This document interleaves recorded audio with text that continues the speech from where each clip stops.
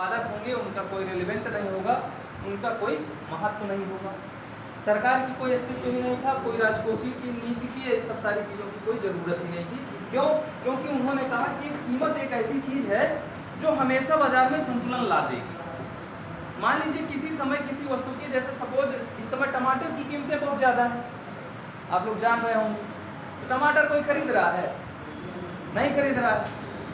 क्यों कीमतें ज़्यादा हैं? क्योंकि टमाटर की सप्लाई में क्या हुआ है, कमी आ गई है, यानी कि जो टमाटर की पूर्ति है वो बहुत ज़्यादा कम हो गई है, जिससे क्या उसकी कीमतें बढ़ गई। अब जब कीमतें बढ़ गई हैं तो होगा क्या कि उसकी मांग कम हो गई। तो एक समय के बाद क्या होगा कि जब कीमतें बहुत ज़्यादा रहेंगी किसी चीज़ की, तो क्या होगा, उसकी मांग कम हो जाएगी और फिर से अर्थव्यवस्था में संतुलन आ जाएगा। थोड़े समय के लिए मान लीजिए किसी वस्तु की कीमत बहुत कम हो गई। सपोज मान लीजिए कोई भी ऐसी चीज़ है जो मौसमी चीज़ है, उसमें 5 रुपये किलो मान लीजिए कोई चीज़ बिकने लगी, तो लोग उसकी बहुत ज़्यादा मांग करते हैं। जब बहुत ज़्यादा किसी वस्तु की मांग हो जाती है तो उसकी क्या होती है कि कीमतें बढ़ जाती हैं। तो मतलब ये है कि यदि मांग एवं पूर्ति हमेशा संतुलन में रहेंगे तो सरकार की कोई भूमिका नहीं है, सरकार का कोई रोल अर्थव्यवस्था में नहीं होगा। हमेशा कीमत यंत्र ये हमेशा संतुलन बनाए रखेगा। ठीक ऐसा 18वीं शताब्दी के मध्य जितने भी अर्थशास्त्री थे उन्होंने ऐसा माना था कि हमें हमेशा अर्थव्यवस्था में कीमत एक ऐसी चीज़ है कि जो हमेशा संतुलन बनाए रखेगी। किसी वस्तु का उत्पादन करना है, कितना उत्पादन करना है, कितनी मात्रा में उत्पादन करना है, हम लोग कौन से साधनों का प्रयोग करेंगे, भूमि का प्रयोग करेंगे कि श्रम पूंजी का प्रयोग करेंगे कि श्रम का प्रयोग करेंगे, ये सब सारी चीज़ें हमें कहाँ से पता चल जाएंगी? कीमत यंत्र के द्वारा। मान लीजिए किसी वस्तु की कोई पूंजी महंगी है, सपोज ट्रैक्टर चलाने की एक दिन मान लीजिए आप ट्रैक्टर पे लोन लेते हैं, वो लेते हैं, लीज पर लेते हैं, किराए पर लेते हैं, तो आपको 2000 रुपये लगता है। 2000 रुपये में आपने जितनी भी खेत एक दिन में खेत जोते, आप मान लीजिए किसी 2 व्यक्तियों को ले लिए जो क्या है हल जोतते हैं, वो एक दिन में 200 रुपया ले रहे हैं। 2 व्यक्ति हैं तो 400 रुपया लिए, और जितना एक दिन में ट्रैक्टर ने जोता, मैं एग्जाम्पल देने की कोशिश कर रहा हूँ, तो दोनों उतने रुपए में ही वो लोग भी जोत दे रहे हैं उतना खेत, तो वो कितना रुपया लग रहा है, सिर्फ 400 रुपया। तो ऐसे जगह पर लोग पूंजी का प्रयोग करेंगे, पूंजी मतलब ट्रैक्टर, की श्रम का प्रयोग करेंगे।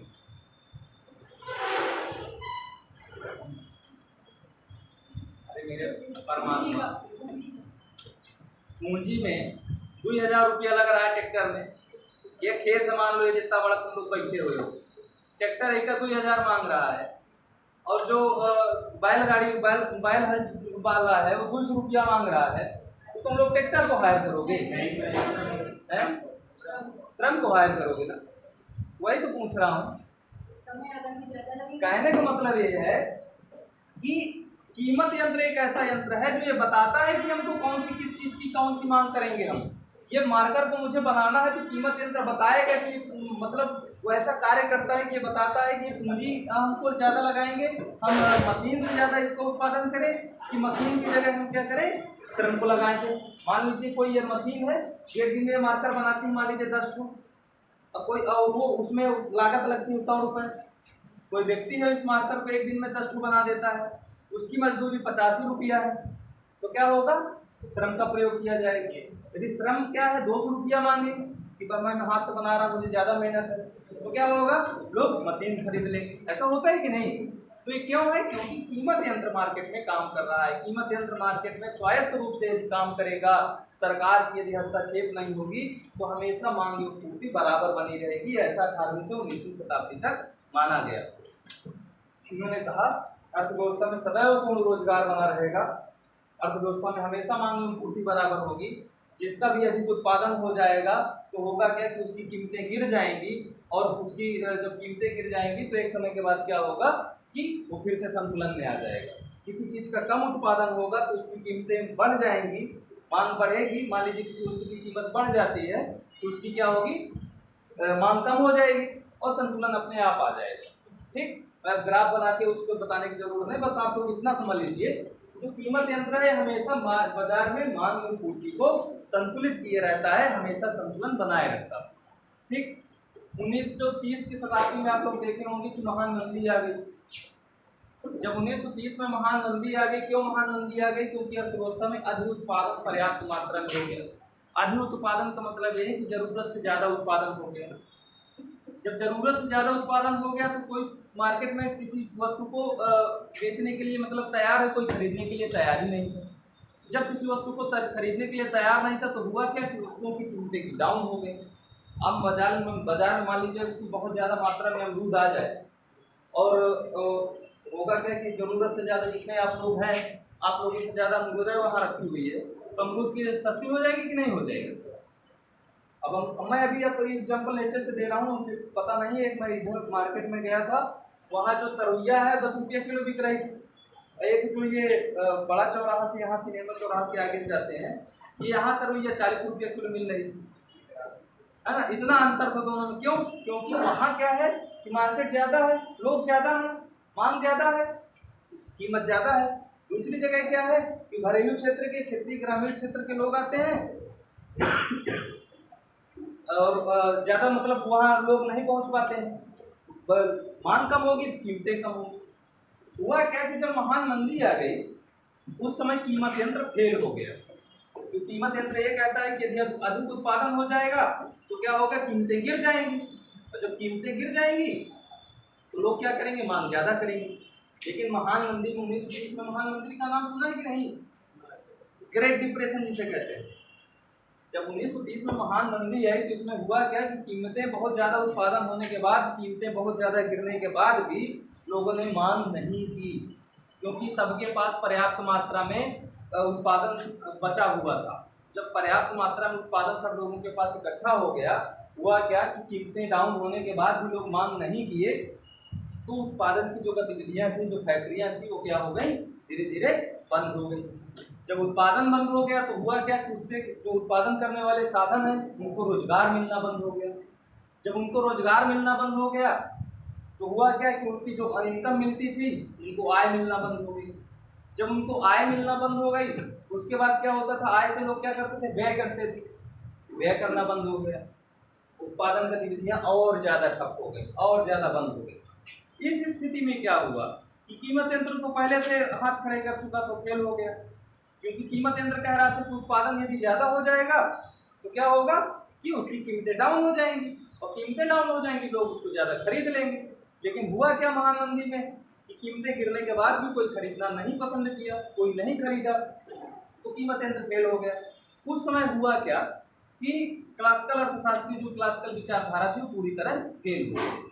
अब आए 1936 में जॉन मेनार्ड कीन्स, यही राजकोषीय नीति की महत्वपूर्ण भूमिका की बात करते हैं। इनकी एक पुस्तक का नाम है, नीचे लिखे दे रहा है, दिख रहा है सबको?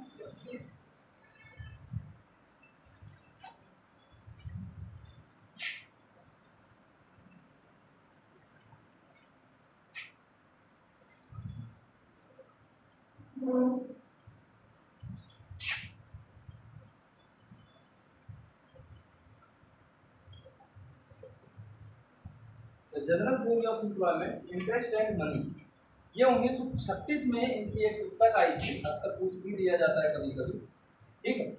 तो इनकी एक पुस्तक आई 1936 में, the general theory of employment, interest and money. इस पुस्तक में इन्होंने राजकोषीय राजस्व की भूमिका की महत्व बताया। इन्होंने कहा कि यदि अर्थव्यवस्था में कीमत यंत्र जब फेल हो गया, मार्केट में जो मांग एवं पूर्ति की जो शक्तियाँ थी ये काम करना बंद कर दी, उस समय क्या है कि सरकार का अस्तित्व आ जाता है, सरकार का रोल या सरकार की भूमिका बढ़ जाती है। क्यों क्यों क्योंकि इन्होंने कहा था कि जो प्राचीनतम मतलब विचारधारा थी, उन्होंने कहा था कि व्यक्ति के पास जो आय आएगी वो पूरी की पूरी तरह व्यय हो जाएगी। लेकिन वास्तव जीवन में क्या होता है कि जो आपके पास आय होती है वो पूरी पूरी आप व्यय करते हैं, कुछ ना कुछ बचा के रखते हैं ना। तो जब कुछ ना कुछ आप बचा के रखेंगे तो होगा क्या कि आपके पास क्या हो जाएगा, व्यय करने के लिए कम हो जाएगा और उत्पादन ज़्यादा हो जाएगा। मान लीजिए आप सपोज कोई चीज़ है 100 रुपये का, कोई उत्पादन करते हैं, 100 रुपये के बराबर आपको आय मिल गई, तो यदि आप 100 रुपया उसी में खर्च कर दें तो कोई दिक्कत नहीं है, जैसा क्लासिकल कहते थे। लेकिन यदि 100 रुपये की जगह पे आप 80 रुपये ही खर्च करें किसी चीज़ में, 80 रुपये का ही गेहूँ खरीदें, जो कि आपने उत्पादन किया 100 रुपये का गेहूँ, तो जो 20 रुपये का गेहूँ है वो अतिरिक्त हो गया कि नहीं। और धीरे धीरे क्या होगा, लोग बचत करते जाएंगे और उत्पादन उतना ही बढ़ता चला जाएगा। तो इस वजह से कीन्स ने कहा कि इस समय क्या है, सरकार की भूमिका आ जाती है, सरकार को मार्केट में उतरना होगा। क्यों? क्योंकि बाजार में मांग एवं पूर्ति की शक्तियों को बचाना है या फिर इनको बराबर करना है। और उन्होंने कहा कि सरकार को क्या चाहिए कि समग्र मांग में वृद्धि करने के लिए सार्वजनिक व्यय करना चाहिए। जैसे तुमने बताया कि सार्वजनिक व्यय के द्वारा सरकार के द्वारा क्या करना चाहिए, उत्पादक व्यय तथा अनुत्पादक व्यय दोनों व्यय करना चाहिए। उत्पादक व्यय जैसे कीन्स ने ही कहा था कि यदि व्यक्तियों के पास पैसे नहीं है तो व्यक्तियों से क्या करिए, आप गड्ढे खुनवाइए और गड्ढे खुनवा के व्यक्तियों को पैसा दे दीजिए। यदि व्यक्ति के पास यदि पैसा होगा तो व्यक्ति क्या करेगा, उसकी किसी वस्तु की मांग करेगा। जब किसी वस्तु की मांग करेगा तो उत्पादन बढ़ेगा, उत्पादन बढ़ेगा तो लोगों को रोजगार मिलेगा, रोजगार मिलेगा तो आय बढ़ेगी, आय बढ़ेगी तो और अधिक व्यय होगा। और इस प्रकार क्या होगा, धीरे धीरे अर्थव्यवस्था में मतलब एक तरफ से कह सकते हैं कि उत्पादन की जो गतिविधियां हैं, जो आर्थिक क्रियाएं हैं, वो फिर से चलना शुरू हो जाएंगी। 1930 में जब महान मंदी आई तो सारी उत्पादन की गतिविधियां ठप हो गई। उस समय निजी निवेशक जो थे, निजी निवेशक का मतलब समझ रहे हैं, जो स्वयं के ऑनर्स थे, उन्होंने निवेश करना बंद कर दिया। उस समय क्या हुआ, सरकार ने खुद निवेश करना शुरू किया। सरकार ने क्या किया, लोगों को मांग बढ़ाने के लिए ये जो बहुत सारी चीजें हैं, जैसे मान लीजिए मनरेगा के तहत गड्ढा खनवाया जा रहा है, इस तरह की क्रियाएं शुरू की है। सरकार ने खुद क्या किया कि नई नई फैक्ट्रियां खुलवाई, नए नए अवस्थापना क्षेत्र, बिजली, यातायात, परिवहन, बंदरगाह, ये सब सारी चीजें खुलवाना शुरू किए। तो इससे क्या हुआ, लोगों को धीरे धीरे आय प्राप्त हुई। आय प्राप्त हुई तो लोगों ने क्या है, सामान खरीदना शुरू किया। जब सामान खरीदना धीरे धीरे शुरू किया तो उन्होंने कुछ ना कुछ उत्पादन अपना फिर से बढ़ाना शुरू किया। और जब जैसे उत्पादन बढ़ा तो लोगों को रोजगार मिला, लोगों को जहाँ रोजगार मिला तो लोग फिर क्या किए, आय मतलब कहीं ना कहीं खर्च करना शुरू किए और धीरे धीरे अर्थव्यवस्था चलना शुरू हो गई। तो आप लोग अब समझोगे कि राजकोषीय नीति हम लोग क्यों पढ़ते हैं, राजकोषीय नीति की क्या भूमिका है। जब बाजार में आप लोग ऐसा समझ लीजिए, कोई भी चीज यदि संतुलित है तो क्या उसको हिलाने डुलाने की आवश्यकता पड़ती है? नहीं पड़ती। लेकिन यदि कोई चीज असंतुलित हो जाए तो क्या करते हैं, उसको कहीं ना कहीं हिलाते डुलाते हैं। तो चाहे वो व्यापारिक नीति हो, चाहे वो राजकोषीय नीति हो, चाहे वो मौद्रिक नीति हो, पिछले साल चाहे जो भी कोई भी नीति है, किसी भी चीज का हस्तक्षेप या मार्केट में क्यों आता है, वो अर्थव्यवस्था को उसका काम क्या होता है, संतुलित करना। जब बाजार में क्या होती है कि बाजार की जो शक्तियां हैं, जो बाजार की क्रियाएं हैं, वो असंतुलित हो जाती हैं, उस समय क्या होता है कि उसको संतुलन बनाने के लिए सरकार को हस्तक्षेप करना होता है। सरकार अपने राजकोषीय नीति का जो मुख्य जो राजकोषीय नीति है, क्या सरकार का काम क्या है कि जो अपने सरकार के 3-4 तत्व हैं। जैसे राजकोषीय नीति की आपके पास कर का आधार होता है, आप क्या कर सकते हैं, करारोपण लगा सकते हैं, आप सार्वजनिक व्यय कर सकते हैं, आप सार्वजनिक ऋण ले सकते हैं। ये सब 3-4 चीजें हैं जिसके द्वारा क्या है कि आप इन सब माध्यमों के द्वारा अर्थव्यवस्था में प्रवेश करते हैं और अर्थव्यवस्था की गतिविधियों को नियंत्रित करने का प्रयास करते हैं। अभी हम लोग देखेंगे राजकोषीय नीति की मेन चीज। आप लोग राजकोषीय नीति क्या है कि अर्थव्यवस्था में जो सरकार जितनी भी आर्थिक क्रियाएं चल रही है उनको सुचारू रूप से संचालित करने के लिए जो भी सरकार के द्वारा बजट की नीति बनाई जाती है, सार्वजनिक ऋण की नीति बनाई जाती है, या सार्वजनिक कह सकते हैं कि करारोपण की नीति बनाई जाती है, ठीक है, सार्वजनिक व्यय हो गया, सार्वजनिक ऋण हो गया, और एक तीसरी चीज क्या है, करारोपण। इन तीन जो है ये विशुद्ध राजकोषीय नीति के अंग है। विशुद्ध राजकोषीय नीति क्या है, जिसमें कि मौद्रिक नीति का अस्तित्व ना हो।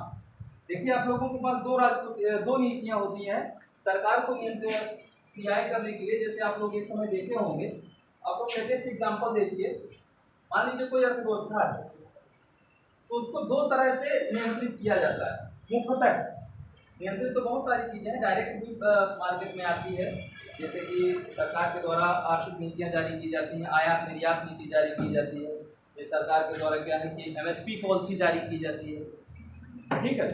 तो सरकार के द्वारा क्या है, मौद्रिक नीति होती है, एक राजकोषीय नीति होती है। जब अर्थव्यवस्था में बहुत ज़्यादा मंदी आ जाती है तो क्या होता है कि ब्याज दरें कम की जाती हैं। किसके द्वारा की जाएंगी, मौद्रिक नीति के द्वारा। मौद्रिक नीति को कौन संचालित करता है, central bank of India RBI, है ना, केंद्रीय बैंक जो होता है। उसी तरह क्या होती है, सरकार के पास तो चूंकि आरबीआई के हस्तक्षेप करने का वो है नहीं, वो किसमें आ जाएगा, मौद्रिक नीति में। ठीक, तो राजकोषीय नीति में तीन चीजें हैं।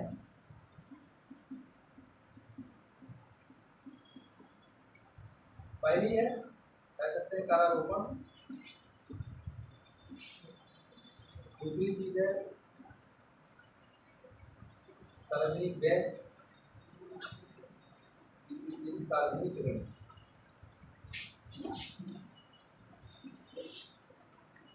इसी में आता है ऋणात्मक प्रबंधन।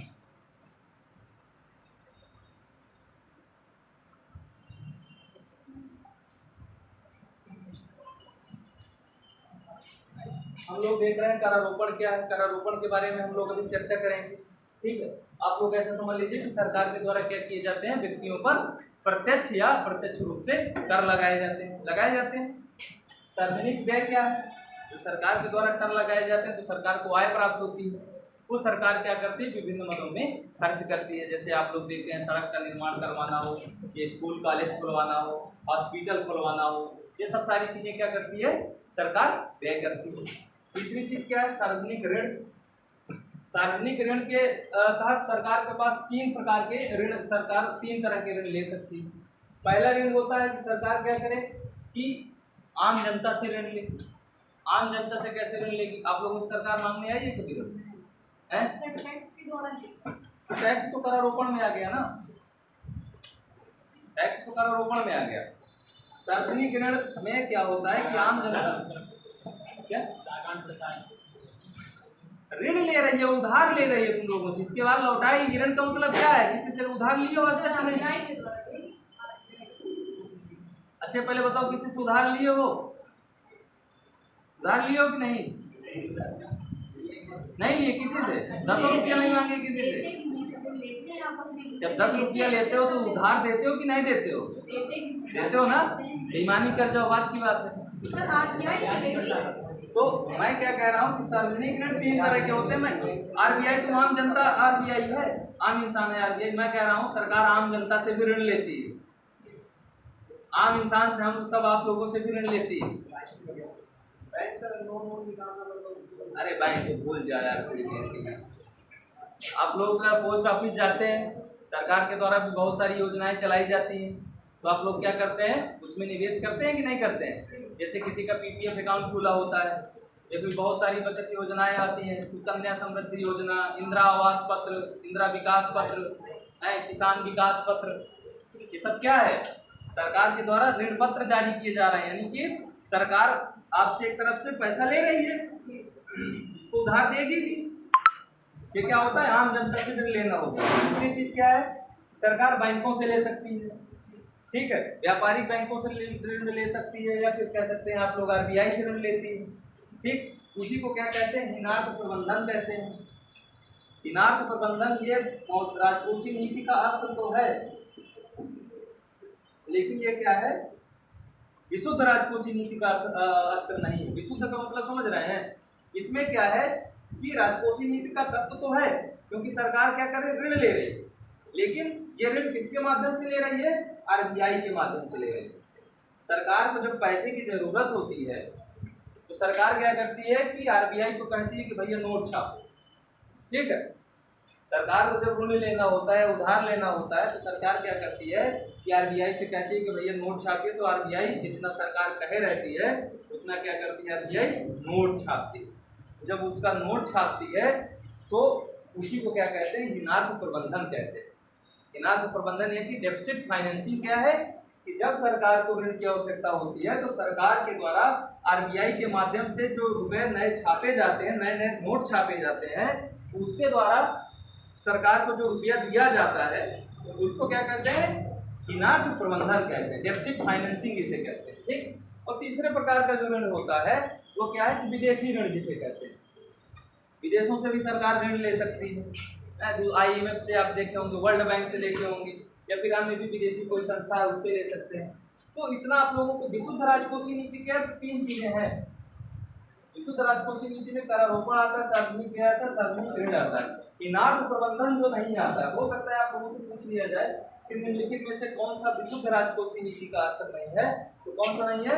तीन अर्थ प्रबंधन नहीं है। ठीक, तो आप लोग विशुद्ध राजकोषीय नीति के तीन अर्थ है, आप लोग लिख लीजिए कि राजकोषीय नीति है क्या, इसमें क्या क्या टूल्स हैं। समझ में आया राजकोषीय नीति हम लोग क्यों अध्ययन कर रहे हैं, क्यों पढ़ रहे हैं, क्या क्यों जरूरत पड़ रही है हमको राजकोषीय नीति पढ़ने की? इतना समझ में आया कि नहीं सबके?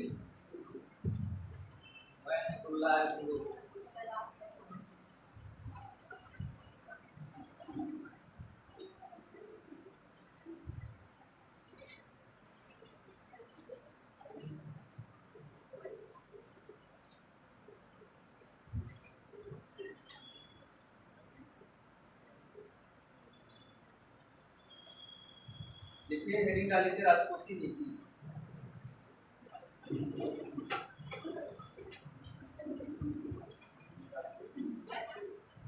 राजकोषीय या बजट, राजकोषीय नीति से आशय, राजकोषीय नीति से आशय, राजकोषीय नीति से आशय सरकार की सार्वजनिक व्यय,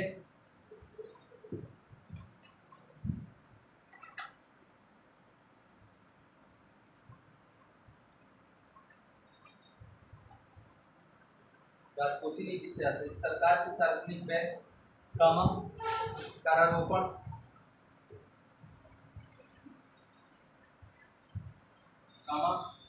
सार्वजनिक व्यय, करारोपण, सार्वजनिक ऋण,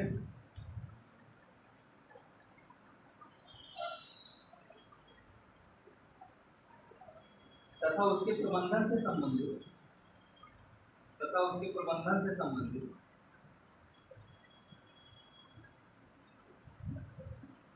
तथा उसके प्रबंधन से संबंधित उन नीतियों से,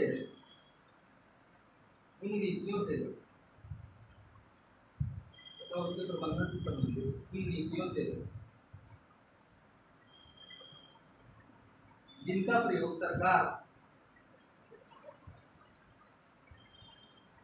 जिनका प्रयोग सरकार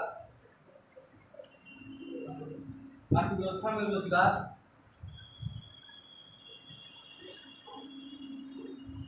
अर्थव्यवस्था में रोजगार, राष्ट्रीय उत्पादन,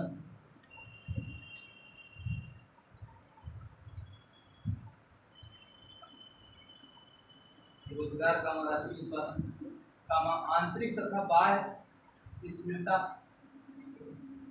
आंतरिक तथा बाह्य स्थिरता,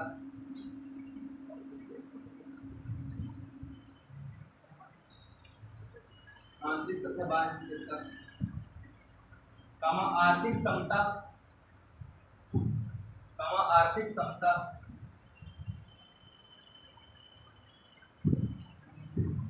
आदि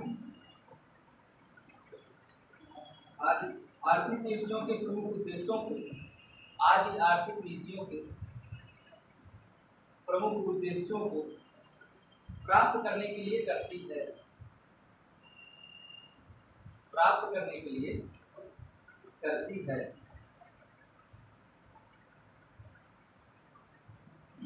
पैराग्राफ चेंज कर लीजिए।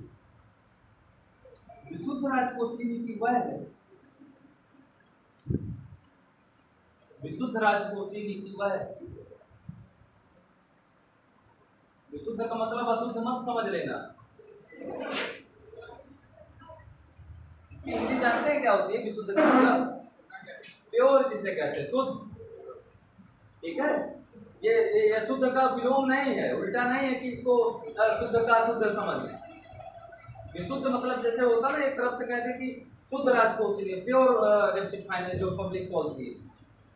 ठीक है, विशुद्ध राजकोषीय नीति वह नीति है, विशुद्ध राजकोषीय नीति वह नीति है जो अर्थव्यवस्था में, ब्याज दर तथा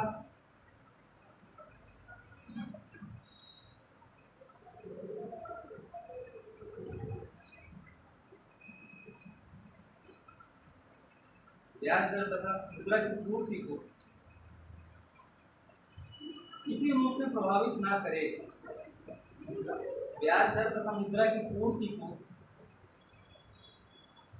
किसी रूप में प्रभावित ना करे।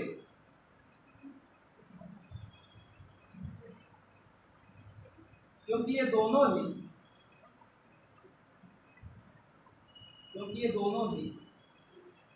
मौद्रिक क्षेत्र के अंतर्गत आते हैं।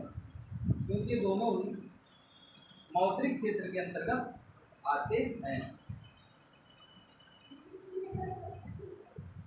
क्योंकि ये दोनों ही मौद्रिक क्षेत्र के अंतर्गत आते हैं।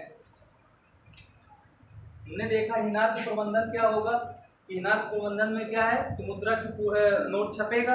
हिनार्थ प्रबंधन क्या है, सरकार के द्वारा ऋण लिया जाता है। ऋण आरबीआई कैसे देती है, नए नोट छाप कर। तो जब नए नोट छापे जाएंगे तो होगा क्या कि मुद्रा की पूर्ति बढ़ जाएगी, मनी सप्लाई बढ़ जाएगी कि नहीं। तो जो मुद्रा की पूर्ति बढ़ जाएगी तो ब्याज दर कम होगी कि बढ़ेगी। मनी सप्लाई मान लीजिए बढ़ जाती तो ब्याज दर कम होगी कि ज्यादा होगी, कम हो जाएगी ना। तो इसका मतलब दोनों प्रभावित हो जाएंगे। ठीक, इसीलिए हिनार्थ प्रबंधन को विशुद्ध राजकोषीय नीति का अस्त्र नहीं माना जाता है। ठीक, आप लोग डाल लीजिए कि राजकोषीय नीति के उद्देश्य क्या है।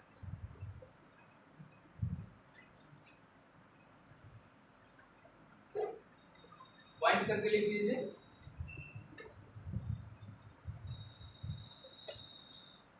अर्थव्यवस्था की स्थिरता के साथ तीव्र समृद्धि को बढ़ाना। अर्थव्यवस्था की स्थिरता के साथ तीव्र समृद्धि को बढ़ाना। अर्थव्यवस्था की स्थिरता के साथ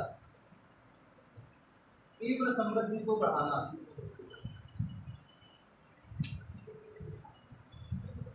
पॉइंट का मतलब यह है कि अर्थव्यवस्था में जो स्थिरता के साथ तीव्र समृद्धि का मतलब क्या है, आपकी ग्रोथ रेट आप लोग शायद नेशनल इनकम में भी पढ़ाई जा रही थी आप लोगों को। तो नेशनल इनकम में ग्रोथ रेट बताए हैं कि नहीं बताए? समृद्धि दर नहीं बताए? समृद्धि दर जो राष्ट्रीय आय होती है उसे तो समृद्धि दर कहते हैं। ठीक है, बताया ना ग्रोथ रेट।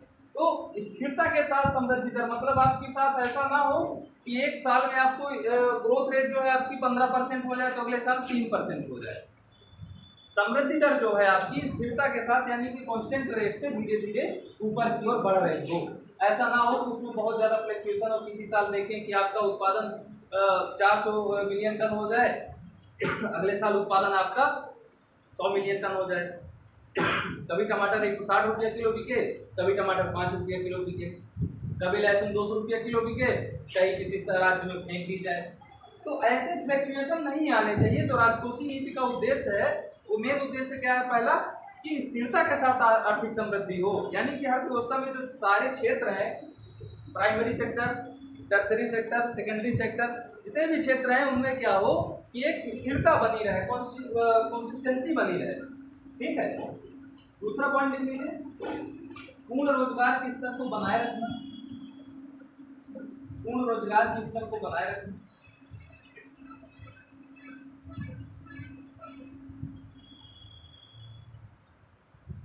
पूर्ण रोजगार के स्तर को बनाए रखना। तीसरा पॉइंट लिख लीजिए, कीमत स्थिरता को बनाए रखना। कीमत स्थिरता को बनाए रखना। कीमत स्थिरता को बनाए रखना। चौथा पॉइंट, भुगतान संतुलन को बनाए रखना। कीमत स्थिरता को बनाए रखना तीसरा पॉइंट है। चौथा है भुगतान संतुलन को बनाए रखना। भुगतान संतुलन को बनाए रखना। पांचवा पॉइंट है आर्थिक विकास को प्रोत्साहित करना। आर्थिक विकास को प्रोत्साहित करना।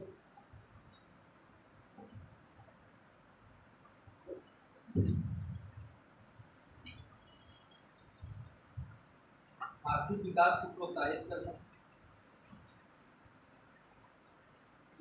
और छठवां पॉइंट लीजिए, सामाजिक न्याय। सामाजिक न्याय, समता को, सामाजिक न्याय कामा समता, इक्विटी जिसे कहते हैं, समानता, समता को, सामाजिक न्याय तथा समता को प्रोत्साहित करना, प्रोत्साहित करना।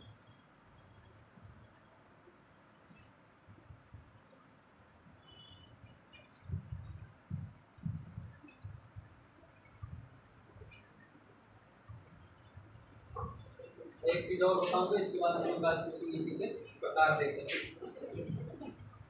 एक होता है क्राउड आउट, आपको जब कभी पढ़ेंगे तो क्राउड आउट का आप लोग हमेशा नाम सुनेंगे। हमेशा क्राउड आउट के कारण ही जो क्लासिकल अर्थशास्त्री थे उन्होंने कहा, तो उसकी हिंदी नहीं है, ठीक है।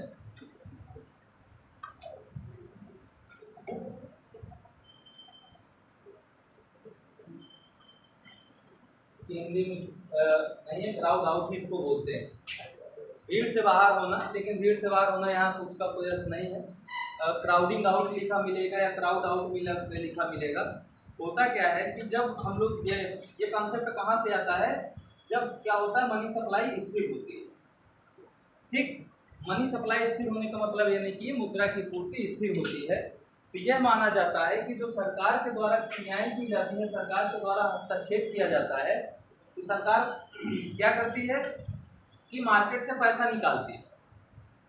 मार्केट से पैसा क्या निकालती है, जैसे सरकार क्या किया कि आरबीआई से क्या करे, लोन ले ले। आरबीआई के पास मान लीजिए 100 रुपए थे, आरबीआई के पास थोड़े समय के लिए मान लीजिए 100 रुपए थे। पहले सरकार क्या करती थी, 40 रुपया लेती थी, और 60 रुपया क्या था, प्राइवेट सेक्टर के जो बैंक थे वो लेते थे उधार। सरकार कितना लेती थी, 40 रुपया। अब सरकार क्या करे, 40 रुपये की जगह पे क्या करे कि 60 रुपया या 70 रुपये मान लीजिए लेना शुरू कर दो। तो इसके पास कितना बचेगा, 20 रुपये बचेगा। तो कहने का मतलब यह है कि जब क्या हुआ कि सरकार ने क्या किया कि अपना हस्तक्षेप बढ़ाया मार्केट में, यानी कि सरकार ने क्या किया, जरूरत से ज्यादा मुद्रा की पूर्ति मांगी, मार्केट से पैसा खींचा। तो जब मार्केट से सरकार के द्वारा ज्यादा रुपया खींचा जाएगा तो होगा क्या कि सरकार ब्याज दरों में वृद्धि हो जाएगी, ठीक। क्यों ब्याज दरों में वृद्धि होगी, क्योंकि मुद्रा की पूर्ति जो है आपकी स्थिर है। 100 रुपया था आपके पास, सरकार ने पहले से ही क्या किया कि 60 रुपया ले लिया, पहले तो 40 लेती थी, अब क्या की 60 रुपया ले ली। जब 60 रुपया ले ली तो क्या हुआ, उसके पास 40 रुपया बचा। मांग कितनी है, व्यापारिक बैंक कितना मांग रहे हैं, कम से कम 60 रुपया दीजिए मुझको। तो होगा क्या कि वो ब्याज दर बढ़ा देगा, ब्याज दर बढ़ा देगा तो उससे क्या होगा, जो बैंक भी ब्याज दर बढ़ा देंगे। तो जब बैंक भी ब्याज बढ़ा देंगे तो होगा क्या कि आम जनता जो लोन ज़्यादा लेती थी तो कम लेना शुरू कर देगी। ऐसा क्यों हुआ, क्योंकि सरकार ने क्या किया कि मार्केट से रुपया खींचा, यानी कि सरकार ने क्या किया, हस्तक्षेप किया मार्केट में। और सरकार ने मार्केट में हस्तक्षेप करने के कारण क्या हुआ कि उसका प्रभाव किस पे पड़ा, निजी निवेशक पर। गतिविधियां कैसे हुई, बैंकिंग के द्वारा। सरकार ने क्या किया, मुद्रा की पूर्ति ज्यादा ले ली। मान लीजिए सपोज कि 100 रुपया था, उसने मार्केट से 60 रुपया उठा लिया, अब बचा कितना, 40 रुपया। तो 40 रुपया बचा तो मांग ज्यादा की है, तो क्या हुआ, ब्याज दर बढ़ जाएगी। जब ब्याज दर बढ़ जाएगी तो जो निजी निवेशक होगा वो मार्केट से बाहर हो जाएगा। उसी को कहते हैं क्राउड आउट, यानी कि सार्वजनिक निवेश के कारण या सार्वजनिक व्यय के कारण या राजकोषीय गतिविधियों के कारण जो निजी निवेशों में कमी आती है उसी को क्या कहते हैं, क्राउड आउट कहते हैं। क्राउड आउट का मतलब भीड़ से बाहर होना, यानी कि सरकार हुआ क्यों है कि सरकार ने हस्तक्षेप किया। सरकार के हस्तक्षेप करने का कारण क्या हुआ कि निजी निवेशकों को आय कम मिली, ब्याज दर बढ़ गई, और वो निजी निवेशकों में जो कमी आती है उसी कमी को कहते हैं क्राउड आउट, ठीक। अब हम लोग देखेंगे डिजिटल पॉलिसी के कौन कौन से प्रकार हो सकते हैं।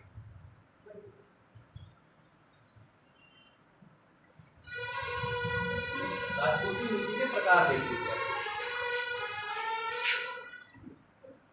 राजकोषीय नीति कब कब कौन कौन से काम करती है।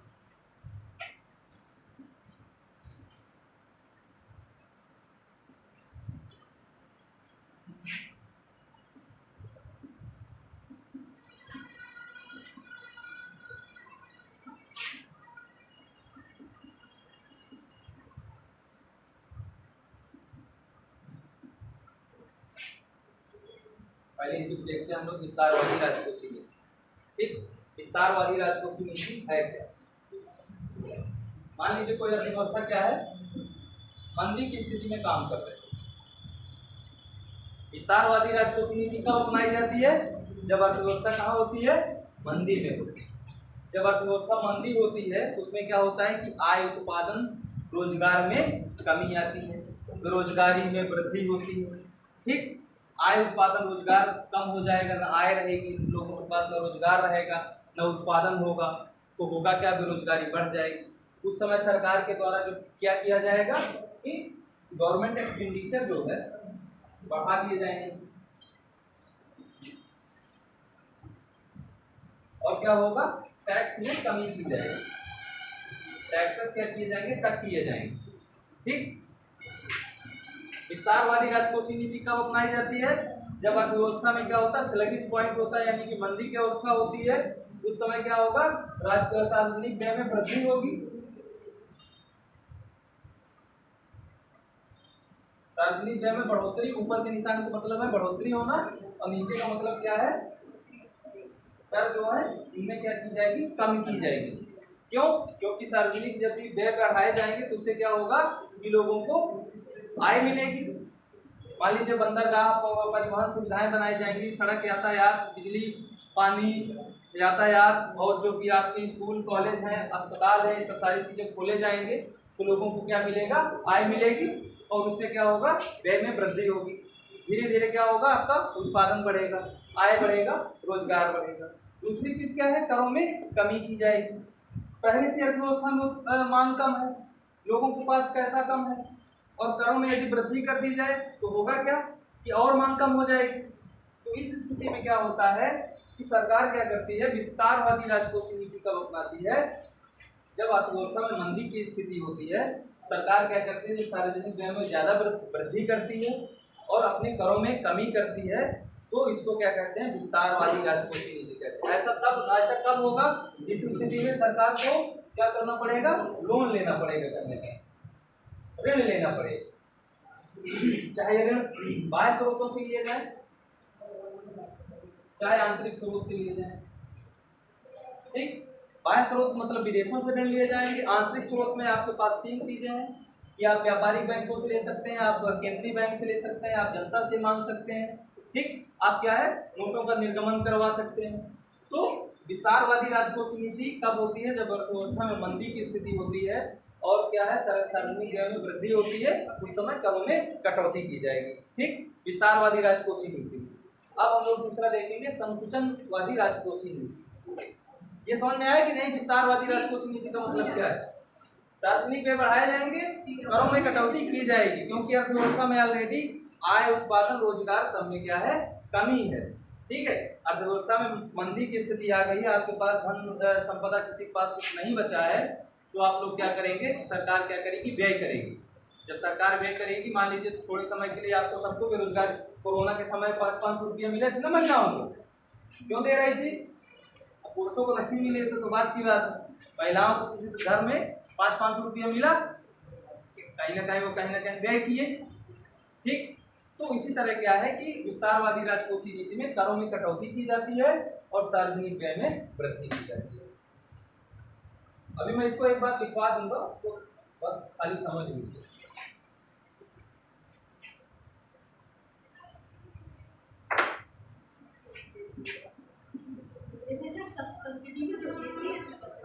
हाँ, वो भी इसमें आएगा, लेकिन हम लोग अभी खाली दो चीजों को देख रहे हैं। राजकोष सब्सिडी जो होता है वो सार्वजनिक व्यय में ही आ जाता है।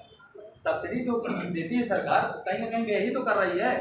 आपका पैसा सरकार वहन कर रही है, सार्वजनिक व्यय ही तो कर रही है वो, है ना? करों में कटौती कर रही है, इसका मतलब है कि वो डायरेक्ट आपकी आय में वृद्धि हो जा रही है। हाँ, ये क्या है कि कहीं ना कहीं व्यय किया जा रहा है ना सरकार के द्वारा। संकुचनवादी राजकोषीय नीति, इसमें क्या है कि सार्वजनिक व्यय में कटौती की जाएगी और करों में वृद्धि की जाएगी। ऐसा कब होगा? जब अर्थव्यवस्था में क्या होगा? अतिस्फीति की अवस्था हो या अभिवृद्धि की अवस्था हो, इसको आप लोग कहते हैं boom period, over heated economy भी इसे कहते हैं।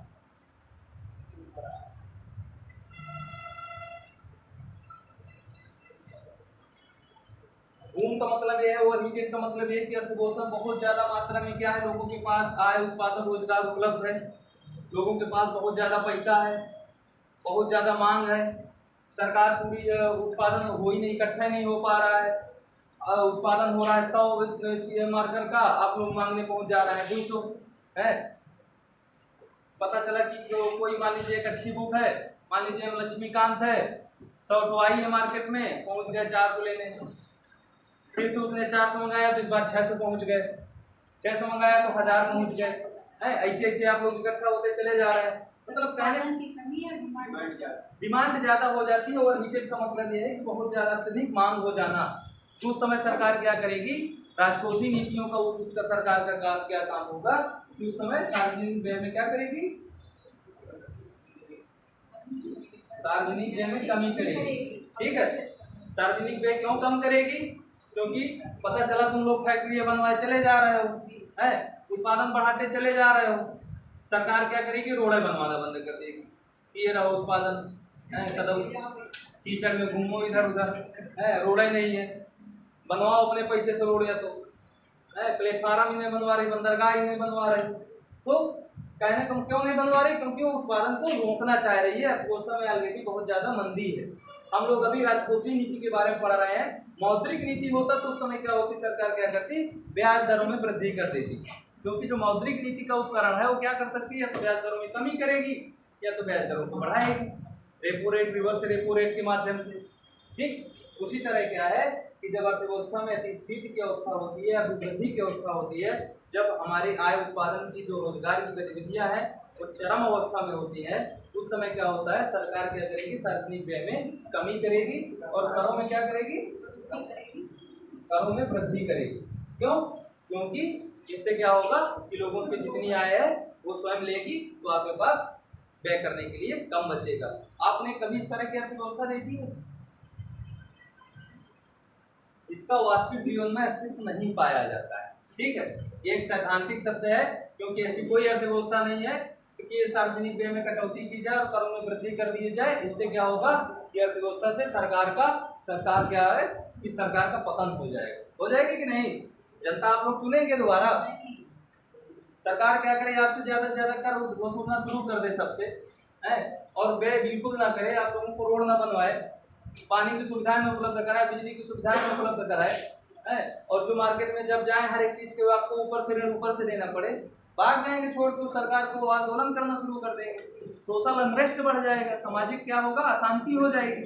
तो इस प्रकार की क्या है, एक सैद्धांतिक सत्य है, संकुचनवादी राजकोषीय नीति का अस्तित्व नहीं पाया जाता है। ठीक है, लेकिन यदि अर्थव्यवस्था में ओवरहीटेड यानी कि अतिस्फीति की अवस्था आती है तो सरकार क्या करेगी, सार्वजनिक व्यय में कमी करती है और करों में वृद्धि करती है। ठीक, समझ में आया संकुचनवादी क्या है? Yes sir.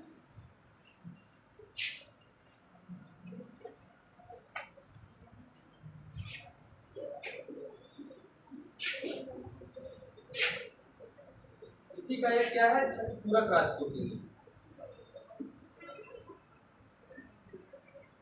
क्षतिपूरक राजकोषीय नीति के जो समर्थक थे वो केन्स थे, जिनका भी मैंने पुस्तक का नाम लिखा था। ठीक, इसको प्रतिचक्रीय राजकोषीय नीति भी कहते हैं। 2021-21 के जो इकोनॉमिक सर्वे था, सबसे ज्यादा इसी पे फोकस किया गया था। कोरोना के बाद का जो इकोनॉमिक सर्वे आया था, तो पूरा जो इकोनॉमिक सर्वे था वो काउंटर साइकिल फिस्कल पॉलिसी में ही डिपेंड था। इसकी इंग्लिश में काउंटर साइकिल भी बोलते हैं। ठीक, कंपनसेटरी फिस्कल पॉलिसी या प्रतिचक्रीय राजकोषीय नीति, या फिर आप कह सकते हैं कंपनसेटरी काउंटर साइकिल या क्षतिपूरक राजकोषीय। ठीक है, क्या क्षतिपूरक का मतलब ये है कि जब अर्थव्यवस्था में क्या हो कि मांग में मंदी आ जाए, तो मंदी आ जाएगी तो क्या करेगी, मंदी की क्षतिपूर्ति करने के लिए सरकार के द्वारा क्या किया जाएगा, सार्वजनिक व्यय में क्या किया जाएगा, व्यय किया जाएगा, कमी बढ़ाया जाएगा, और टैक्स में क्या किया जाएगा, कमी की जाएगी। उसी प्रकार मान लीजिए स्फीति की अवस्था आ गई, अत्यधिक कृषि वस्तुओं की मांग बढ़ गई, तो क्या होगा, क्योंकि गवर्नमेंट एक्सपेंडिचर क्या हो जाएगा, कम हो जाएगा, और टैक्सेस क्या हो जाएंगे आपके, बढ़ जाएंगे। इसी को कहते हैं क्षतिपूरक राजकोषीय नीति, यानी कि अर्थव्यवस्था में जिस चीज की कमी हो तो राजकोषीय या अस्त्र जो है वो इस प्रकार कार्य करे। राजकोषीय अस्त्र क्या है पता है, एक कर है, एक क्या है, सार्वजनिक व्यय है। ठीक, सार्वजनिक आय, सार्वजनिक आय कहाँ से प्राप्त होती है, आपको करों से, और सार्वजनिक व्यय वही जो कर होते हैं उन्हीं को व्यय किया जाता है। तो जो गवर्नमेंट एक्सपेंडिचर है, क्षतिपूरक राजकोषीय नीति का मतलब यह है कि एक तरफ से खाई को पाटना, क्षतिपूर्ति करना। मान लीजिए आपके पास, सपोज आप खाना खा रहे हैं तो आपके पास चावल नहीं है, तो कोई व्यक्ति आया आपको चावल दे के चला गया, चावल मिल गए, चावल ज्यादा डलवा लिए तो पता चला दाल कम हो गई, तो फिर दूसरे को मंगाए तो दाल डलवाए, उससे दाल डलवा लिए, दाल फिर से ज्यादा हो गई, फिर से थोड़ा चावल डलवाए है। कहने का मतलब यह है कि क्षतिपूर्ति आप कर रहे हैं किसी चीज की, जो चीज कम हो जा रही है उसी चीज को आप लोग क्या है कि उसकी पूर्ति कर रहे हैं। क्षतिपूरक राजकोषीय नीति में जब अभिवृद्धि या फिर स्फीति की अवस्था होती है उस समय सार्वजनिक व्यय में कटौती की जाती है और करों में वृद्धि की जाती है। जब अर्थव्यवस्था में मंदी आती है उस समय क्या है, गवर्नमेंट एक्सपेंडिचर बढ़ाया जाता है और टैक्सेस में कमी की जाती है। यही सबसे ज्यादा मेन चीज, इसी पे फोकस किए थे कीन्स ने, क्योंकि जो कीन्स की अर्थव्यवस्था थी, जो कीन्स जिस समय के अर्थशास्त्री थे उस समय 1930 में महान मंदी आ चुकी थी, इसीलिए उन्होंने कहा था कि यदि अर्थव्यवस्था में मंदी है तो सरकार की भूमिका होना चाहिए, यानी कि गवर्नमेंट एक्सपेंडिचर होना चाहिए और टैक्सेस में कमी आना चाहिए। ठीक, तो लिखा है आप लोगों को, लिखाने की जरूरत है इसको, क्राउड आउट आप लोग लिख लीजिए, हेडिंग डाल के क्राउड आउट या क्राउडिंग आउट, भूल जाएगा क्योंकि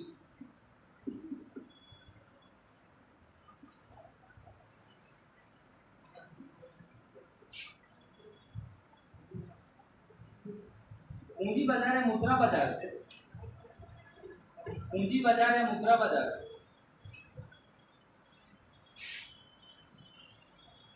पूंजी बाजार है मुद्रा बाजार से,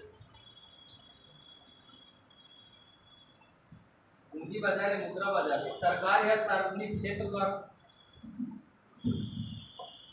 पूंजी बाजार या मुद्रा बाजार से, सरकार या सार्वजनिक क्षेत्र द्वारा,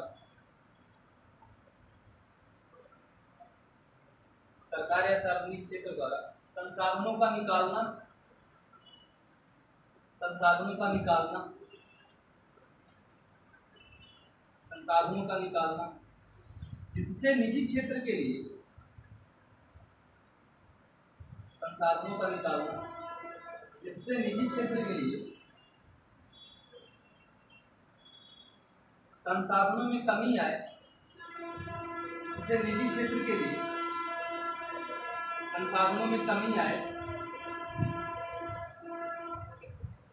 समानतः क्राउडिंग आउट कहलाता है, समानतः क्राउडिंग आउट कहलाता है।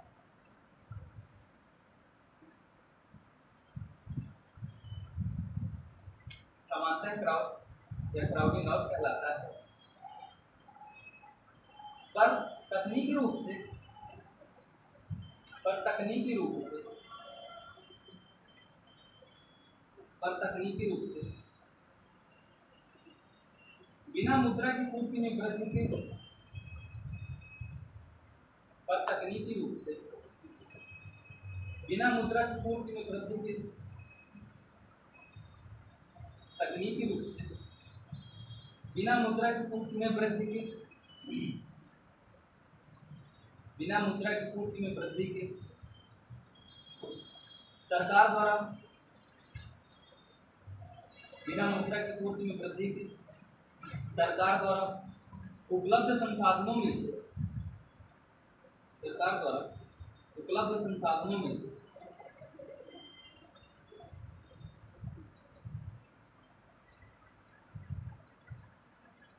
संसाधनों का निकालना, उपलब्ध संसाधनों में से संसाधनों का निकालना,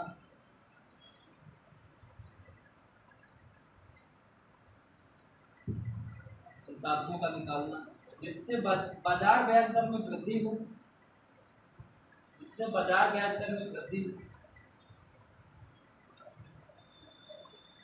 जिससे बाजार ब्याज दर में वृद्धि हो,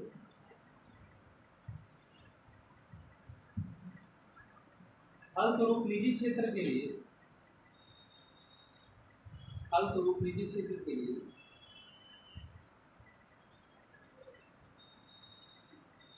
फलस्वरूप निजी क्षेत्र के लिए पूंजी की उपलब्धता में कमी आए। निजी क्षेत्र के लिए पूंजी की उपलब्धता में कमी आए। पूंजी की उपलब्धता में कमी आए।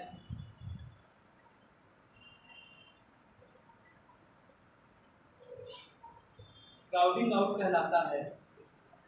क्राउडिंग आउट कहलाता है।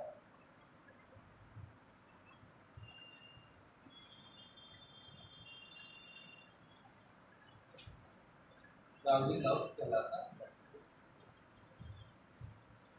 आप लोगों को समझ में आया? यही मैं आपको समझाया था। मान लीजिए संसाधन पर्याप्त मात्रा में उपलब्ध है बाजार में, ठीक है। और जब पर्याप्त मात्रा में संसाधन उपलब्ध है तो मान लीजिए दो व्यक्ति हैं।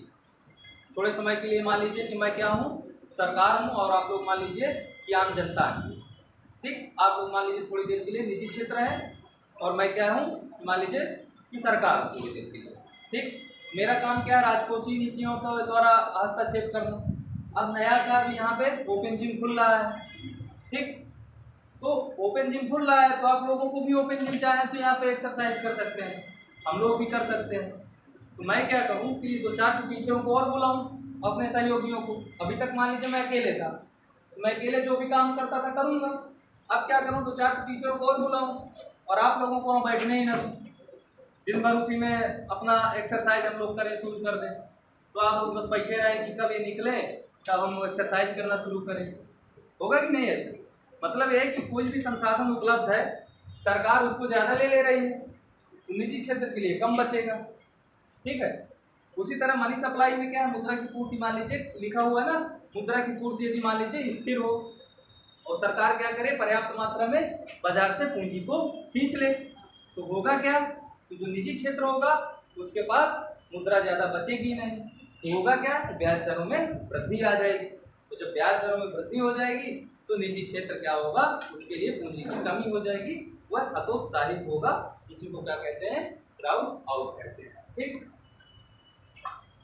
अब हम लोग देखेंगे टूल्स क्या है फिस्कल पॉलिसी के। पहले हम लोग देखेंगे कि हम लोग कर की बात करेंगे कि सरकार के पास जो करारोपण की बात किए थे ना, हम लोग देखेंगे फिस्कल पॉलिसी के टूल्स क्या है, किन किन माध्यमों के द्वारा सरकार काम करती है। कौन कौन से कर होते हैं आपके पास?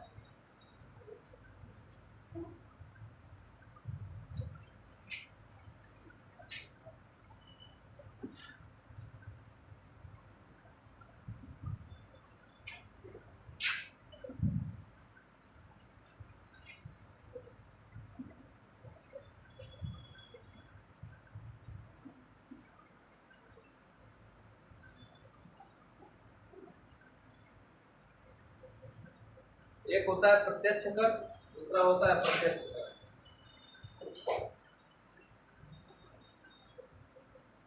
कोई बताएगा प्रत्यक्ष कर क्या है, प्रत्यक्ष कर क्या है? प्रत्यक्ष कर क्या है, प्रत्यक्ष कर क्या है, कोई बताएगा?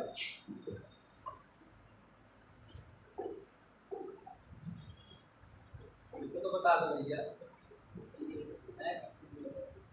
प्रत्यक्ष कर का नाम नहीं सुने कभी?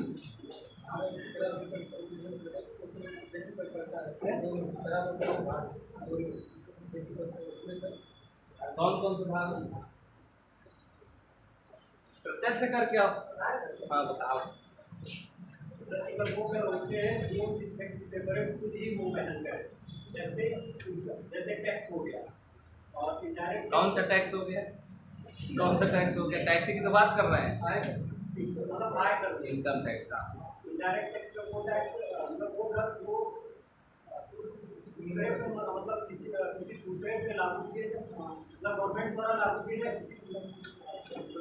अरे ठीक समझ गए, बस हाँ ना समझ गए, इतना मेरी मतलब किसी दूसरे ठीक समझ पे कोई दूसरा करे, बस बस वो इनडायरेक्ट करे, जैसे जीएसटी वही है। देखिए प्रत्यक्ष कर जो टेक्निकल रूप से है, जैसे एक सरल भाषा में हम लोग देखेंगे कि ऐसे कर जो व्यक्ति के द्वारा दूसरे पे ना टाले जा सके, दूसरे के ऊपर विवर्तित ना किया जा सके, उसको कौन सा कर कहते हैं? प्रत्यक्ष कर कहते हैं। ठीक। अप्रत्यक्ष कर क्या है? ऐसे कर जो दूसरे व्यक्ति के ऊपर टाले जा सके, दूसरे व्यक्ति के ऊपर विवर्तित किया जा सके, उसको कौन सा कर कहते हैं? अप्रत्यक्ष कर कहते हैं। इसको जो एक परिभाषा है तकनीकी रूप से, तो क्या होता है कि जहां पर कराघात और करापात दोनों क्या है? एक ही व्यक्ति पर लगे।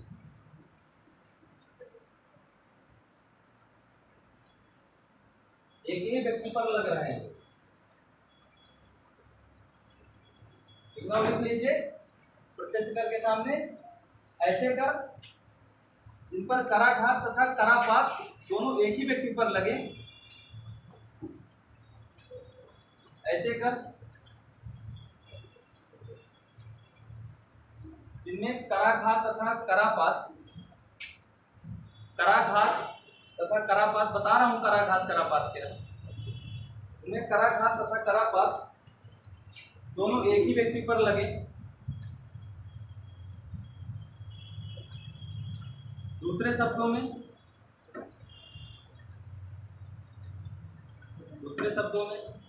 ऐसे कर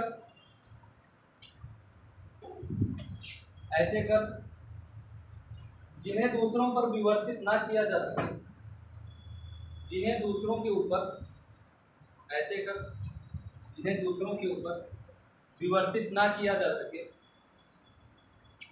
प्रत्यक्ष कर कहलाते हैं। दूसरों पर विवर्तित ना किया जा सके प्रत्यक्ष कर कहलाते हैं। जैसे आय कर, कामा निगम कर, आय कर कामा निगम कर। अभी मैं लिखाऊंगा प्रत्यक्ष कर और कितने प्रकार, कौन कौन से प्रकार है, बाद में लिखो। ठीक। अप्रत्यक्ष कर में लिख लीजिए, अप्रत्यक्ष कर हेडिंग डाल के, इनडायरेक्ट टैक्स। ऐसे कर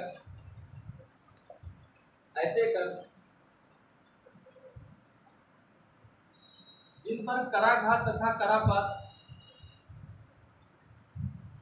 ऐसे कर जिन पर कराघात तथा करापात दोनों अलग अलग व्यक्तियों पर, ऐसे कर जिन पर कराघात कामा करापात दोनों अलग अलग व्यक्तियों पर, अर्थात दूसरे शब्दों में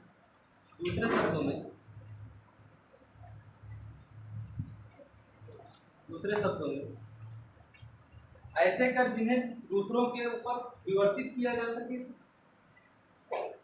ऐसे कर जिन्हें दूसरों के ऊपर विवर्तित किया जा सके, ऐसे कर जिन्हें दूसरों के ऊपर विवर्तित किया जा सके, अप्रत्यक्ष कर कहलाते हैं। अप्रत्यक्ष कर कहलाते हैं। अप्रत्यक्ष कर कहलाते हैं। तो आपको समझ में आ गया प्रत्यक्ष कर क्या है और अप्रत्यक्ष कर क्या है? किसी कोई समस्या? कराघात का मतलब क्या होता है? घात का मतलब तो समझ रहे हैं ना, किसी के ऊपर आघात लगना। तो कराघात क्या है?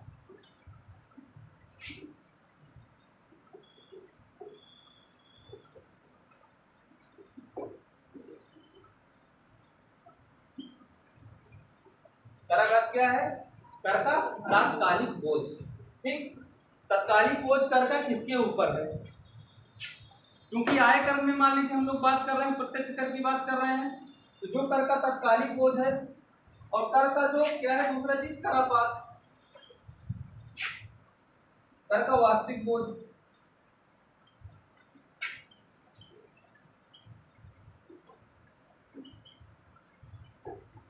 कराघात क्या है?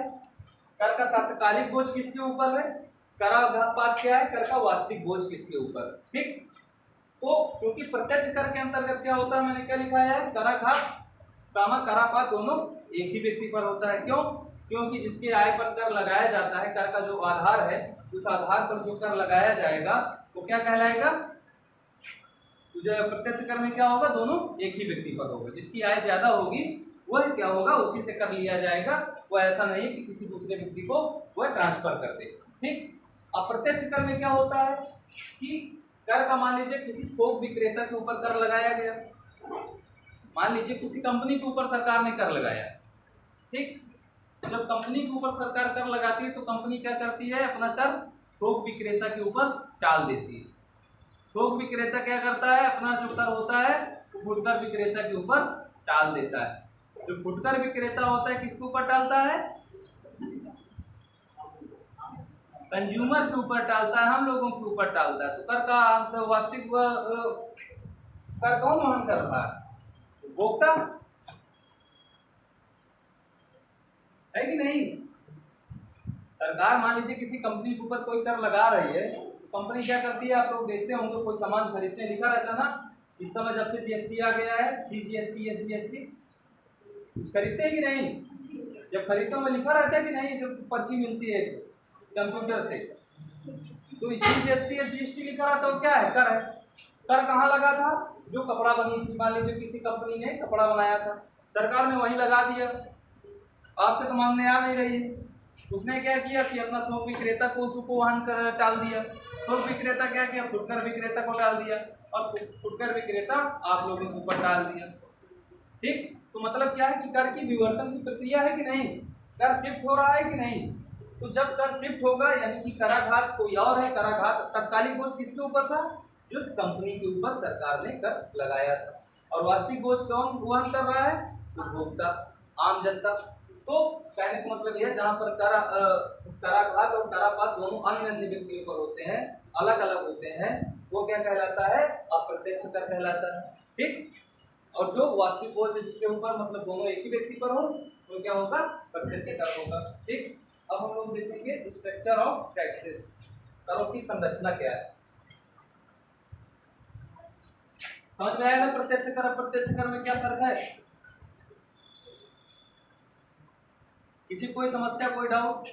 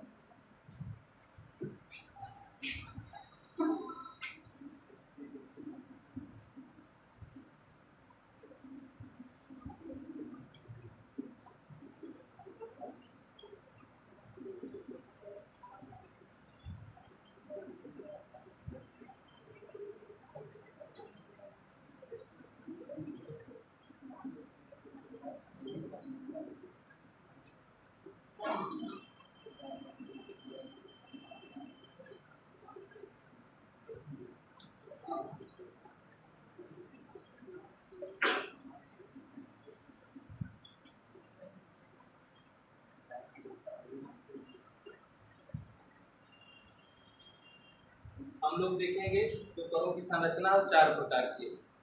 ठीक। एक होता है प्रतिगामी कर, प्रगतिशील कर, अनुपातिक कर, और चौथा क्या है, अधोगामी कर। हम लोग देखेंगे प्रतिगामी कर क्या होता है, रिग्रेसिव टैक्सेस जिसे कहते हैं। प्रतिगामी कर वो होता है, बताएं, समझा दें, बाद में लिखा दें कि परेशान मत होइए। ठीक है, बस खाली भी पहले समझ लीजिए। प्रतिगामी कर वह कर होता है जैसे जैसे लोगों की आय में वृद्धि होती है तो करों की दरों में क्या होता है, धीरे धीरे कटौती होने लगती है। ठीक। प्रतिगामी कर वह कर होता है जैसे जैसे लोगों की आय में वृद्धि होगी तो क्या होगा, करों में वैसे वैसे कटौती होगी। उसको उस कर को क्या कहते हैं, प्रतिगामी कर। ठीक। रिग्रेसिव एनालिसिस कहते हैं। मैं अभी ग्राफ के द्वारा भी बताऊंगा, भी आप लोगों को टेबल भी समझा के बताऊंगा, बस खाली आप लोग सुनिए। प्रतिगामी कर वह होता है जैसे जैसे लोगों की आय बढ़ेगी, जैसे मान लीजिए किसी व्यक्ति की आय 1000 रुपया है तो वो क्या कर रहा है, 100 रुपये टैक्स दे रहा। 2000 हो जाएगी तो क्या देगा, देना कितना चाहिए था उसको, 200 देना चाहिए था कि नहीं। तो यदि वो 200 से कम दे रहा है, सपोज 180 रुपया दे रहा है, तो कौन सा कर कहलाएगा, ये प्रतिगामी कर कहलाएगा। यानी कि आय आपकी जैसे जैसे बढ़ रही है वैसे वैसे करों की दरों में क्या हो रही है, कमी आ रही है। ऐसे कर को क्या कहेंगे, प्रतिगामी कर कहेंगे। दूसरा कर क्या है, प्रगतिशील कर। प्रगतिशील नाम ही है कि वो आगे बढ़ रहा है। प्रगतिशील का मतलब क्या है, आगे बढ़ना। तो प्रगतिशील कर का मतलब यह है कि जैसे जैसे आपकी आय में वृद्धि होगी वैसे वैसे करों की दरों में भी वृद्धि होती जाएगी उसी अनुपात में, उससे ज्यादा। सपोज मान लीजिए 1000 रुपए में आपको क्या है 100 रुपए कर देना पड़ता था, तो 2000 में आपको कितना देना पड़ रहा है 220 रुपया देना पड़ रहा है। 3000 में आपको देना पड़ रहा है 350 मान लीजिए देना पड़ रहा है। 4000 आपकी आय हो गई तो आपको 500 रुपया देना पड़ रहा है, 600 रुपया देना पड़ रहा है। मतलब जैसे जैसे आपकी आय बढ़ रही है वैसे वैसे क्या है आपको कर एक्स्ट्रा देना पड़ रहा है। ठीक। तीसरी चीज क्या है आपकी अनुपातिक कर। अनुपातिक कर क्या है कि जिस जिस अनुपात में आपकी आय बढ़ रही है उसी अनुपात में भी क्या है आपके जब करों में वृद्धि होती है तो वह कर कौन सा कहलाता है अनुपातिक।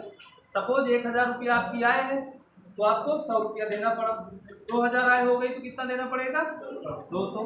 3000 हुई तो कितना देना पड़ेगा 300। 4000 होगी तो कितना देना पड़ेगा 400। मतलब जिस अनुपात में आपकी आय वृद्धि हो रही है उसी अनुपात में भी आप कर दे रहे हैं तो कर क्या कहलाएगा आनुपातिक कर कहलाएगा। चौथी चीज जो अंतरराष्ट्रीय बाजारों में जो अंतरराष्ट्रीय मतलब अर्थव्यवस्थाओं में सिर्फ 3 प्रकार के कर पाए जाते हैं। तो भारत में कर की प्रणाली है वो आपके पास 2 ऑप्शन आए। ठीक। आपके पास 3 ऑप्शन है। ये ऑप्शन अभी मान लीजिए डिग्रेसिव जो टैक्सेस है इसकी हिंदी आप लोग याद कर लीजिए, इंग्लिश याद रख लीजिएगा। ठीक है, हिंदी याद रख लीजिए। इसको प्रोपोर्शनल कहते हैं, इसको प्रोग्रेसिव कहते हैं, इसको रिग्रेसिव कहते हैं। ठीक। मैं इसकी हिंदी इसलिए बता रहा हूँ कि इसकी हिंदी हो सकता है किसी दूसरे जगह पे दूसरा हिंदी का शब्द लिखा हो तो आप लोग डिग्रेसिव को याद रखेंगे। डिग्रेसिव का मतलब होता है अधोगामी या ऊर्ध्वगामी जो भी कहते हैं उसको। तो यदि इसका ऑप्शन नहीं दिया है आपके पास सिर्फ 3 ऑप्शन दिए हुए हैं तो आपके पास आप कौन सा ऑप्शन विकल्प चुनेंगे। भारत से भी पूछा जाता है कि भारत में कौन सी कर संरचना प्रणाली अडॉप्ट की गई है तो कौन सी है प्रगतिशील है कि प्रतिगामी कि अनुपातिक है? प्रतिगामी है। मतलब किसी की यदि 5 लाख इनकम है तो उसको मान लीजिए 5% लगता है तो 10 लाख इनकम हो जाने पे क्या कम हो जाता है क्या उसका कर है? कम होता है कि ज्यादा होता है? 20 लाख होती है तो क्या होता है और ज्यादा होता है। 30 लाख होती है तो क्या होता है और ज्यादा होता है। ठीक। तो भारत में यदि तीनों ऑप्शन दिया है तो आप क्या करेंगे कि प्रगतिशील कर का चुनाव करेंगे इस विकल्प का। मैं इसलिए बता रहा हूँ कि हो सकता है पता चला कि मैं इसका भी नाम लूँ और एग्जाम में इसका नाम ही ना आए तो लोग कह दो अच्छा सर पढ़ाए थे कि तो ऑप्शन में दिया ही नहीं। ठीक। तो मान लीजिए यदि ऑप्शन ये वाला नहीं है तो आप लोग कौन सा ऑप्शन चुनेंगे ये वाला। और यदि ये ऑप्शन दिया हुआ है चौथा वाला तो आप लोग कौन सा चुनेंगे डिग्रेसिव टैक्सेस यानी कि अधोगामी कर। यह कर क्या होता है कि आपकी एक समय तक क्या होता है इसमें 2 गुण पाए जाते हैं। पहला चीज क्या है इन दोनों के गुण पाए जाते हैं इसमें, इन दोनों का योग है ये अधोगामी। इसमें प्रगतिशील और अनुपातिक कर दोनों का अस्तित्व होता है उसी को क्या कहते हैं अधोगामी कर या डिग्रेसिव टैक्सेस कहते हैं। मतलब क्या है कि एक समय तक आपकी जैसे जैसे आय बढ़ती है तो करों की दरों में वृद्धि होती जाती है। एक समय के बाद क्या होता है जब आय आपकी एक निश्चित सीमा से ऊपर हो जाती है तो फिर क्या है सरकार कर को लगाना बंद कर देती है। जैसे भारत के संदर्भ में देखेंगे आप लोग कि जिसकी आय 30 लाख के ऊपर हो जाती है उसमें आपकी चाहे आय जितना हो जाए 20-30 लाख के ऊपर कर की दर जो है 30% के बाद खत्म हो जाती है। आप लोग देखें किसी से 40%, 50%, 60% टैक्स लिया गया है नहीं लिया जाता। 20, 25, 30% के बाद क्या है टैक्स स्लैब खत्म हो जाता है कि नहीं। मैक्सिमम कितना है 30%। वो बात की बात है कि अभी इसका आप लोगों से सरचार्ज लिया जाता है या सेस लिया जाता है उसके बारे में कल चर्चा करूंगा। सेस क्या है सरचार्ज क्या है। मैं खाली अभी इसका टेबल आप लोगों को समझा के खत्म करता हूँ। समझ गए अधोगामी क्या है कि जैसे जैसे आपकी आय बढ़ती जाती है तो आपके करों में वृद्धि होती है किंतु एक सीमा के बाद जब ज्यादा आय में वृद्धि होने लगती है तो सरकार क्या करती है कि कर लगाना बंद कर देती है। सपोज आप बढ़िया कहीं नहा रहे हैं तो नहाते जा रहे हैं तो अंदर घुसते चले जा रहे हैं तो जितना अंदर जा रहे हैं उतना गहरा होता जा रहा है कि नहीं।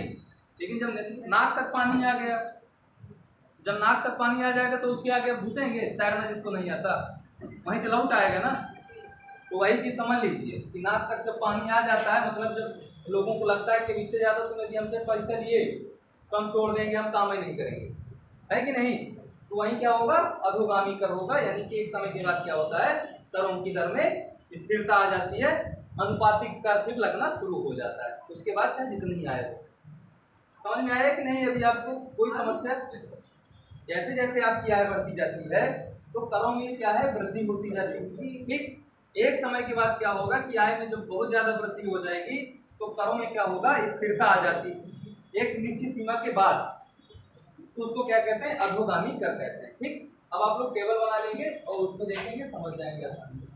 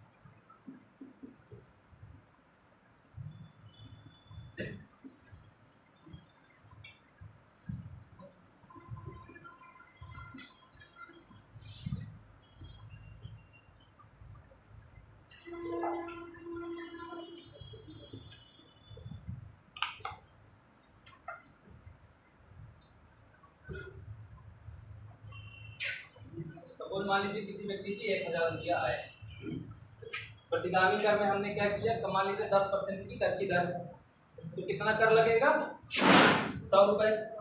ठीक, यहाँ भी मान लीजिए थोड़ी देर के लिए 10% है तो यहाँ भी कितना भी लग रहा है, 100 रुपए।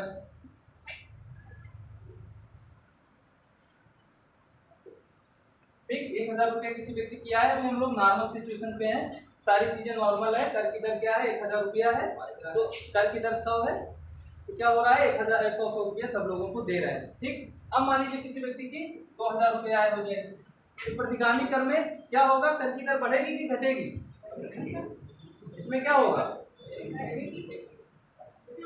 घटेगी कि बढ़ेगी, इसमें क्या होगा, घट जाएगी। ठीक, तो अब क्या होगा, हमको लगभग 160 रुपया पे करना पड़ेगा, क्योंकि हमारी आय दोगुनी हो गई है। और प्रतिगामी कर में क्या होता है, जैसे जैसे आय में वृद्धि होती है वैसे वैसे करों की दरों में क्या होता है, कमी होती है। इसमें मान लीजिए क्या है कि ये 12% हो गया, तो कितना हो जाएगा, 240 रुपया पे करना पड़ेगा। ज्यादा जल्दी जल्दी बोल रहा हूँ क्या, 1000 रुपये जब आपकी आय तो नॉर्मल सिचुएशन थी, 1000 से 2000 आय हुई, प्रतिगामी कर में भी आप लोगों को पढ़ाया बताया, जैसे जैसे आय में वृद्धि होती है, आय में क्या होता है, करों की दरों में क्या होता है, कमी आती है। तो कर की दर पहले 10% थी, अब कितना हो गई, 8%।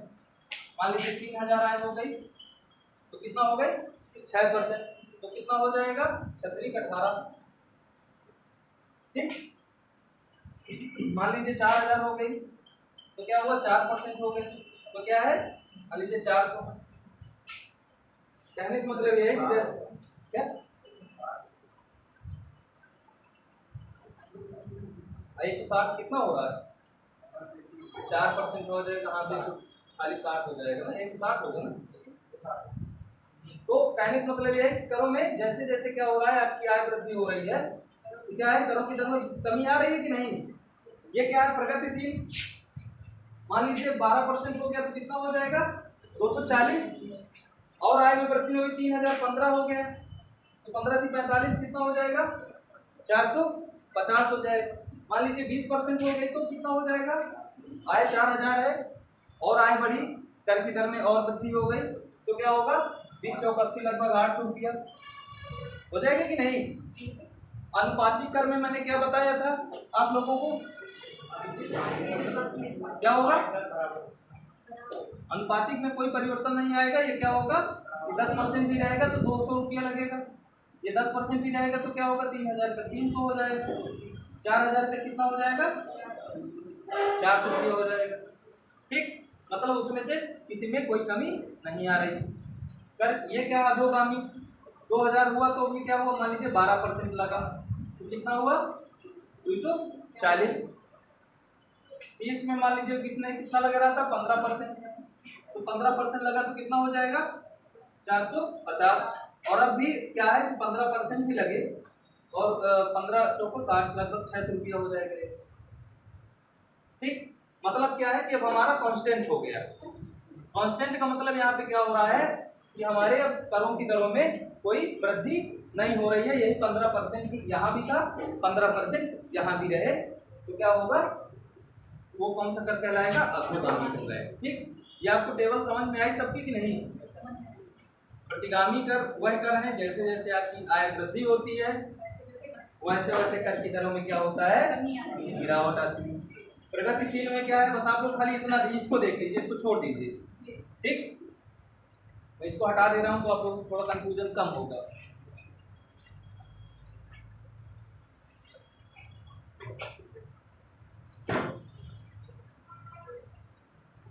आप कंफ्यूजन कम होगा। प्रगतिशील कर क्या है, जैसे जैसे आपकी 1000 आय थी 10% लगा, 2000 आय हुई 8% लगा, 3000 आय हुई 6% लगा, 4000 आय हुई 4% लगा। यहाँ क्या है, 1000 आय में 10% लगता था, 2000 आय में 12%, 3000 आय में 15%, 4000 आय में 20% हो गया। अनुपातिक में क्या है, किसी प्रकार का कोई चेंज ही नहीं हो रहा है। अधोगामी में क्या है, देखिए पहले बढ़ रहा है, 10 से 12 हुआ, 12 से 15 हुआ और 15 में क्या हुआ, परसेंट हो गया। यानी कि अब क्या हुआ कि अनुपातिक के लक्षण आ गए। पहले क्या थे उसमें लक्षण 3 तक, प्रगतिशील के लक्षण थे कि नहीं, बढ़ रहा है कि नहीं 3 तक। यहाँ तक क्या है, उसके प्रगतिशीलता का गुण है और इसके बाद यहाँ क्या हो जा रहा है, अनुपातिक हो जा रहा है। इसमें कोई चेंजेस नहीं आ रहा है। अब ये किसी का ग्राफ देख लीजिए, टेबल ना आपको समझ में आए तो कल मैं इसको लिखा दूंगा, ठीक है?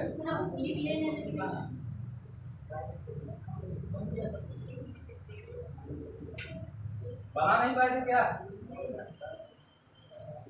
मेरी भाई बच्चों का हो एग्जाम में मुझे पहुंचना। चलो ठीक है, कल बता देंगे, ठीक है? इसी को मैं इसका ग्राफ कल बता दूं। इतना समझ में आ गया कि नहीं किसी को? चलो ठीक है, इसको लिखा देंगे और ग्राफ भी बता देंगे। कल आपको समझ में आएगा, भूल जाओगे हमको तो पता है, याद आ जाएगा भी, लेकिन इधर उधर हम क्वेश्चन पूछ लेगा नहीं बता पाओगे। अभी क्वेश्चन कल ही पूछूंगा, तुम लोग याद करके आना।